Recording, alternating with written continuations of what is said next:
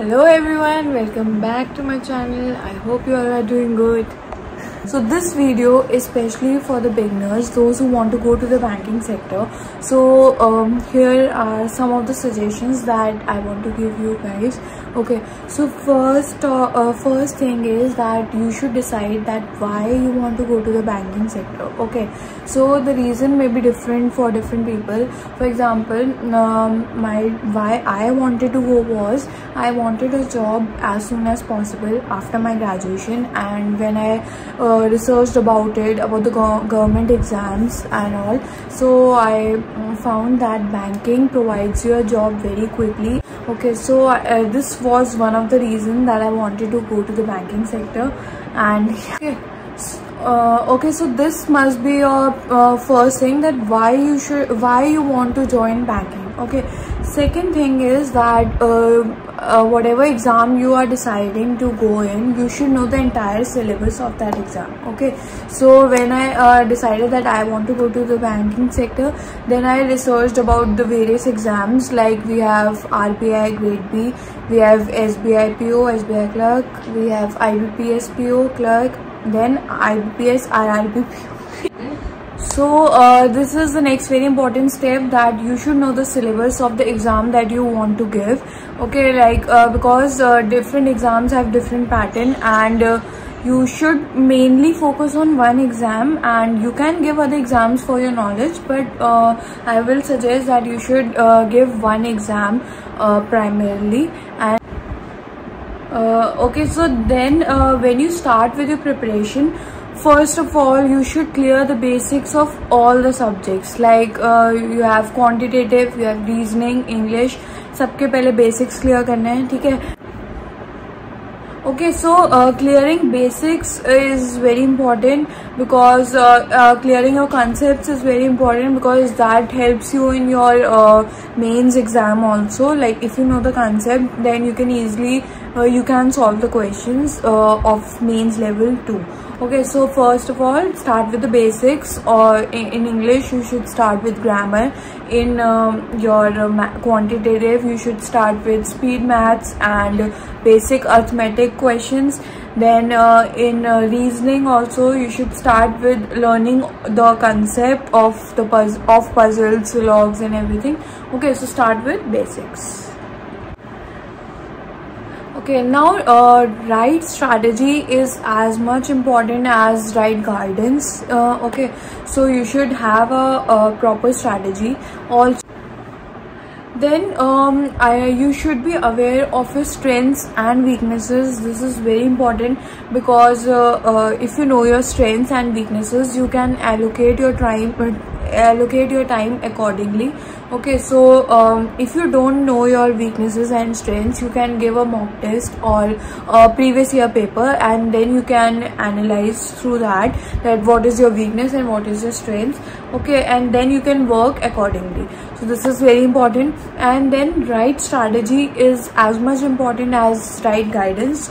So proper guidance is very important, and also you need to have a time period. Like you should decide a time period for yourself.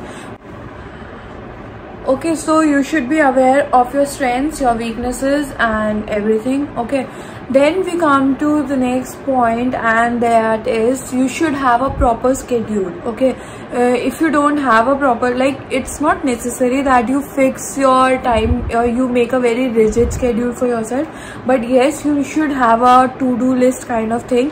Like you should make a to-do list that I have to cover this much topic tomorrow, or I have to do this tomorrow. So you should have a proper timetable kind of thing, so that you can cover the syllabus on time. Okay, so this was one thing. Then make a okay, then very important is you should be consistent with your studies. I know there are some times when we don't feel like studying, or when we are very demotivated, or we are not in good health, or we have some function to attend, or there can be any reason. So but you know, you should be consistent. Like you can skip a few times, like if there is some important thing, then you can miss your study for some time, but you should be consistent. Like if you don't have anything important or anything urgent, you should not take a break from your studies, because this impacts your overall growth. And a very important thing which I keep focusing on, that with studies everything is important, so don't just sideline your hobbies and the things you like, because you need to freshen your mind too. So you should give some time to your hobbies, to things that you like, listen to music or whatever you want to do. You can allocate a proper time for that, or if you're very very tired of studying, and that time you can listen to music or watch a movie or anything like that. That depends on you totally. Okay, this is one thing.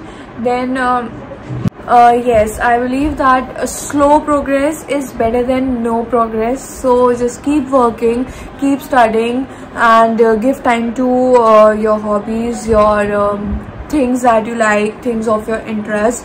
Okay, you need to relax your mind too. Don't just keep studying for the whole day and then pressurize your mind and everything. Okay, you should calm down your mind, and yes, you should take proper rest. Also, if you are studying, suppose you are studying for 1 hour, then at least you should take a break of 15-20 minutes and then continue your studies. Don't just keep like if you're making a schedule also, you should give proper time to take rest also. Okay, this is as important as your studies. So give time to your hobbies, take proper rest, have a good meal, have good eating habits. Okay, and this was all about this. And I want to end this by saying that you should take care of both your physical as well as mental health. And yes, this was all about it, and I hope you like it.